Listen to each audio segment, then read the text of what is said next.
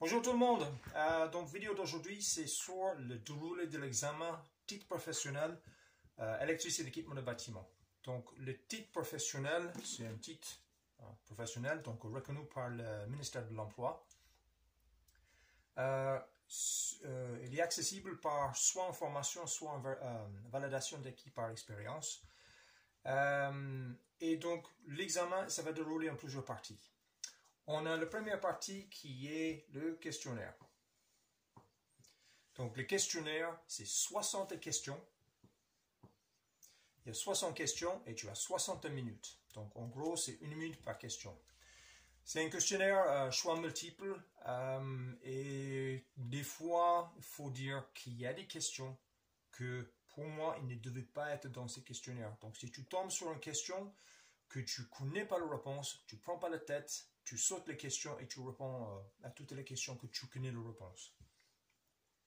Ok, donc le questionnaire, des fois on le fait avant la partie pratique, des fois on le fait après, mais ça dépend du centre de formation. Donc le questionnaire, c'est 1 heure pour 60 questions. Deuxième partie, c'est donc le dossier professionnel. Et le dossier professionnel, c'est un résumé de qu'est-ce que tu as fait pendant tes 6 ou 7 mois de formation. Donc, il faut dire que le questionnaire, ça donne une idée de tes connaissances techniques. Le parti pratique qu'on va voir ensuite, ça donne une idée de ce que tu es capable de faire pendant 2 jours de travail. Mais vraiment, le dossier professionnel, ça permet de voir un peu plus profondément dans tes motivations, dans qu'est-ce que tu as fait, pourquoi tu as fait ça, qu'est-ce que tu as trouvé intéressant. Et il y a surtout un paragraphe qui est, ou une partie qui est information supplémentaire. Et là, tu te régales là-dedans. Je me suis planté, donc j'ai trouvé ça, j'avais fait ça, je me suis rendu compte après. C'est une histoire que tu peux utiliser ça pour montrer que tu as une capacité d'analyse de ton propre travail. Ça permet au jury de voir que tu es capable de faire du travail, mais aussi d'analyser ton travail et de progresser, de faire une amélioration de qualité de travail. Donc, le DP, c'est quand même assez important. Un retour que j'ai eu assez souvent, c'est des candidats qui me disaient le jury, ils n'ont même pas regardé le DP. Ah ben si. Juste parce qu'ils ne regardent pas le DP devant toi, ça ne veut pas dire qu'ils n'ont pas regardé. Souvent, c'est le cas que le jury il voit le DP avant que le candidat arrive. Donc, détrompe-toi. Ils vont le regarder et ils vont se baser pas mal sur le DP aussi. J'ai vu certains candidats, ils n'ont pas eu le titre parce que le DP, c'était vraiment fait à l'arrache. Donc, prenez le temps de faire le DP correctement. Ça sera le sujet pour une autre vidéo. Mais le DP, c'est quand même assez important. Donc, ce qui se passe en fait souvent, c'est on fait le questionnaire, par exemple, le lundi de la semaine de l'examen. On fait le questionnaire le lundi après-midi. Ensuite, on a donc, le DP qui est déjà pris en charge par le formateur, qui est dans les dossiers pour le jury. Et le mardi, on va voir la mise en situation professionnelle. Donc, ce qu'on appelle le MESP, mise en situation professionnelle. En gros, il y a 2 jours de travail. Il y a 2 jours de travail ici. Dans le titre professionnel, actuellement, c'est 3 espaces. L'espace 1, qui est le parti logement. Le parti 2, donc espace 2, qui est le cage d'escalier. Et le parti 3, qui représente un petit commerce. Donc, en gros, ça représente les 3 parties d'un petit immeuble en ville. Au rez-de-chaussée, tu as le petit commerce, espace 3. Tu as le cage d'escalier, l'espace 2. Et tu as un appartement au 2e étage, donc l'espace 1. Alors, la mise en situation professionnelle, il faut dire que des fois, c'est léger. Il y a beaucoup de préparation. Et des fois, il y a quasi zéro préparation et il y a énormément de travail. J'ai vu les deux. Donc, c'est un coup de chance aussi. Est-ce que tu vas tomber sur un examen léger ou est-ce que ça va être super lourd? Mais il faut dire aussi que quand c'est du super lourd, quand il y a beaucoup de travail, quand il y a vraiment 2 jours de travail à faire dans les 2 jours, le jury va prendre en compte aussi la quantité de travail qu'il fait dans le temps. C'est-à-dire, si je te donne 7 heures de travail et je te donne 14 heures pour le faire, il faut que ça soit absolument nickel. Mais vraiment, le moindre détail, parfait. Étiquette, coude, niveau, nettoyer, etc. Il faut que ce soit parfait. Par contre, si je te donne en tant que débutant, je te donne 14 heures de travail en 14 heures, si tu n'as pas tout à fait fini, c'est pas la fin du monde. Parce que les jurys vont regarder la quantité et la qualité de travail fait dans le temps. Hein? 14 heures de travail fait en 14 heures par un débutant, c'est pas mal. Bon, quelques définitions. À toi de dire ensuite, j'aurais aimé avoir 5 ou 10 minutes ou un quart d'heure de plus pour pouvoir vraiment finuler, parce que je suis une finulaire. Hein? Ça, c'est la discussion avec le jury. Donc, qui nous amène sur la partie suivante. Donc, comme je vous ai dit, souvent lundi après-midi, mardi, mercredi, les 2 jours de mise en situation professionnelle. Et ensuite, on a le mise en service. La mise en service, donc ça se fait en présence avec le jury. Donc, ce qu'ils vont faire, c'est qu'ils vont vous demander de faire une mise en service de la partie appartement, donc l'espace 1. Et donc, mise en service, ça veut dire VAT, absence de court-circuit, continuité de terre, test d'isolement, vérification des tensions, mise sous tension progressive, hein, les 6 étapes. Et ensuite, donc, il y aura une partie de programmation pour la partie domotique, hein, les commandes radio. En même temps que tu es en train de faire la mise en service, il y a peut-être un des 2 jurys qui va être en train de regarder le DP en même temps. Ou peut-être qu'ils ont déjà pris les DP, ils ont déjà regardé. Souvent, ce qui se passait, c'est le jeudi matin, en examen, les jurys arrivaient à 8h, le premier candidat, c'était 9h. Et entre 8 et 9h, le jury, ils font le tour de tous les box et ils regardent tous les DP. Déjà, ils regardent est-ce que le box s'était nettoyé ou pas. Ils regardent le DP, hein, pour avoir une idée. Ok, donc ce DP-là, on va avoir ces personnes-là. Et donc, quand tu es devant le jury pour la mise en service, le jury a déjà regardé ton DP. Il a déjà des questions peut-être dans sa tête qu'il va te poser pendant la mise en service. Donc, s'il ne le regarde pas, prends pas la tête. Ça veut dire qu'il l'a déjà regardé. Mais ils vont le regarder. Je vous promets ça. Mise en service, donc, normalement, c'est environ une demi-heure. Hein. Et ensuite, après ça, il y a l'entretien. Donc, l'entretien final. Ce n'est pas un entretien technique. Le jury n'est pas supposé, à ce moment-là, poser des questions techniques. Des fois, il pose des questions techniques là. Ah, vous avez fait ça? Pourquoi? Pourquoi vous n'avez pas fait ça? Ok, donc, question technique. Là, ici, ce n'est pas technique. C'est un entretien final pour voir ta motivation, pour parler peut-être de ton DP, pour parler du questionnaire. Bah, tu as eu, je ne sais pas, 40 sur 60. Ils vont poser des questions, peut-être, ben, vous avez répondu ça, pourquoi, ok, donc c'est une histoire d'un entretien pour voir déjà ton comportement quand tu es face à un échec. On va te dire, ben, tu as 60 questions, tu as eu que 40 réponses correctes. Comment tu vas réagir là? Est-ce que tu as un comportement professionnel ou est-ce que tu vas t'énerver et envoyer le jury? Là, c'est pas bon signe. Hein? Donc, il n'y a pas une partie vraiment éliminatoire. C'est-à-dire que j'ai vu des gens avoir un questionnaire 15 sur 60, hein, 25%, c'est catastrophique. Mais ils ont leur titre quand même.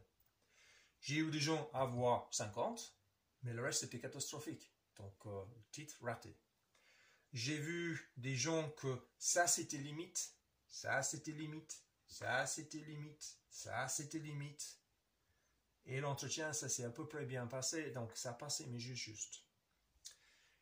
Et c'est uniquement dans ce cas, quand c'est vraiment le jury, est-ce qu'on valide pas, ils n'aiment pas dire non. Ils sont là pour valider les titres des gens. Donc, ça leur fait pas plaisir de dire non, je ne valide pas les titres. Même jusqu'au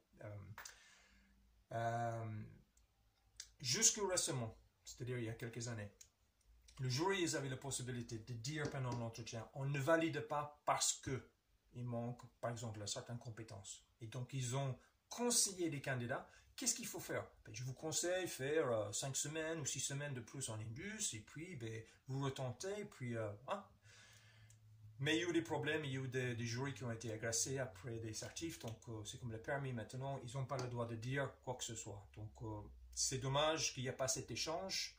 On valide votre titre, mais faites attention parce que ça n'est pas maîtrisé. Ou on ne valide pas le titre parce qu'il manque ces compétences-là. Comme ça, les candidats, ils pouvaient avoir mérité qu'est-ce qui manque. Mais le jury, ils sont là pour valider le titre. Et c'est à vous de donner, c'est à toi de donner le moyen au jury de le valider pendant l'entretien. Si c'est vraiment, ils sont sur le couture, hein, on valide pas, vraiment, dans ces cas-là, ils vont regarder le dernier élément. Et le dernier élément, c'est le livret d'évaluation passée en cours de formation, ce qu'on appelle le livret ECF. Donc le livret ECF, ton formateur, si tu es en formation continue, le formateur, il va faire une évaluation à la fin de chaque module. Il ne va pas mettre dans le livret ECF qu'est-ce qu'il a fait comme évaluation.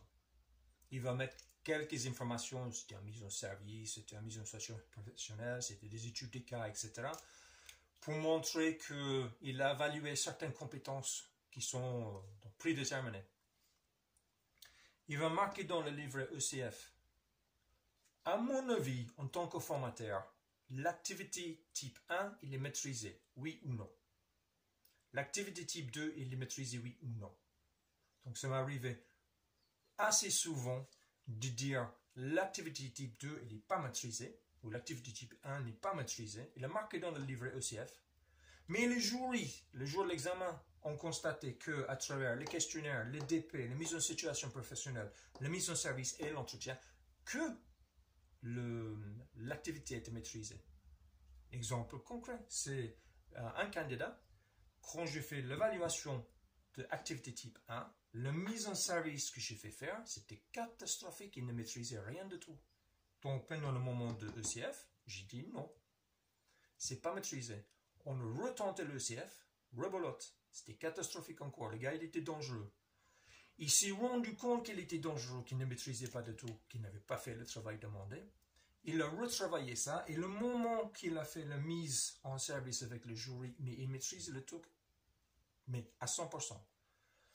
Gestes, sécurité, langage technique, maîtrise des gestes, ordre chronologique, le pourquoi, le comment, tout, il maîtrisait tout. Moment de CF, il ne maîtrisait pas. Moment de l'examen, il maîtrisait. Donc moi, j'avais marqué non ici, c'est pas maîtrisé. Mais le jury, ils ont dit, ben, on n'est pas d'accord avec le formateur. Mise en service, nickel. Donc ça, c'est pas, c'est vraiment, je dirais que 30%, entre le DP et l'entretien, 39%. Et il y a 1%, c'est le ECF. Donc c'est vraiment quand ils sont, on ne sait pas, est-ce qu'on valide ou pas, c'est là qu'ils vont regarder le livret ECF. Je vous dis honnêtement, 98% ou 95% des fois, des candidats, les jurys ne regardent même pas le livre ECF parce qu'ils n'ont pas besoin. Ils voient à travers les questionnaires, les DP, la mise en service, etc., etc. Ils voient à travers de tout ça qu'il n'y a même pas besoin de regarder l'avis du formateur. L'avis du formateur, c'est vraiment quand il y a vraiment un doute, il y a peut-être un membre de jury qui dit oui, juste, et l'autre qui dit non, juste. Peut-être ils vont appuyer sur ça pour avoir l'avis du formateur. Est-ce que le sujet est maîtrisé ou pas? Parce que ça peut être simplement une histoire de stress, ça peut être une histoire de quelqu'un qui est malade, le jour de l'examen, ça peut être plein de choses. Donc, s'ils ont un doute, ils vont regarder. Mais la plupart du temps, ils ne le regardent pas.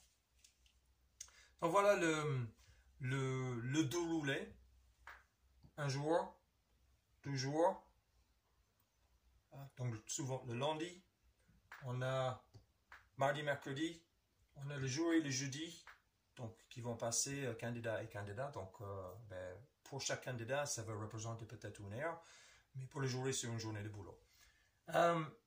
Et donc ensuite, de ce que j'ai vu, le jury pendant l'entretien, tu le sens. Tu le sens. Si tu as fait un DP qui tient debout, si tu as fait le travail demandé dans les 2 jours et tu es assez content, c'est à plomb, c'est le niveau, ça a fonctionné, hein, ton mise en service, ils ne t'ont pas arrêté parce que tu étais dangereux. Si l'entretien, s'ils ont posé les questions comme tu as commencé à chercher du boulot, ou ça s'est bien passé la formation, ou qu'est-ce que tu fais comme sport, hein, si c'est juste un échange comme ça, qu'ils ne sont pas obligés d'aller vraiment gratter pour avoir des informations supplémentaires. ben, tu peux être raisonnablement sûr qu'ils vont le valider. Ok? S'ils ne le valident pas, ben, ça, tu ne le sauras pas pendant peut-être une semaine ou 15 jours. Donc, tu vas recevoir dans le courrier, tu vas recevoir un courrier qui est comme le permis rose. C'est-à-dire que tu peux aller à une agence intérim ou aller à un employeur avec ton diplôme provisoire, hein, ton titre professionnel provisoire, et tu peux te faire embaucher en tant qu'électricien avec ça. Et c'est au bout d'un certain nombre de mois que tu vas recevoir le titre professionnel. Donc voilà le déroulé de l'examen titre professionnel. De ce que j'ai vu récemment, le titre professionnel, c'est beaucoup plus cohérent par rapport à ce qui est demandé pour un débutant électricien que le CAP. Donc le parti travail, c'est cohérent. Le parti mise en service, c'est cohérent. L'entretien, etc. Donc, la mise en service, pour revenir sur ça, je sais, je suis d'accord avec pas mal de monde sur le fait que la mise en service comme ça ne se fait pas en domestique sur le terrain comme on fait en centre de formation. Mais il faut imaginer la mise en service comme un moyen pour toi de montrer au jury que tu maîtrises les risques électriques et que tu maîtrises les appareils de mesure, hein, ohmmètre, voltmètre, etc., etc., hein, VAT, mégaohmètre, etc., que tu maîtrises les utilisations. Donc la mise en service, c'est un moyen de montrer au jury que tu sais à quoi il sert chaque appareil de mesure et tu sais t'en servir. Hein. Donc faut regarder la mise en service un peu comme ça. Donc voilà le déroulé de l'examen titre professionnel électricien d'équipement de bâtiment, EEB. À bientôt.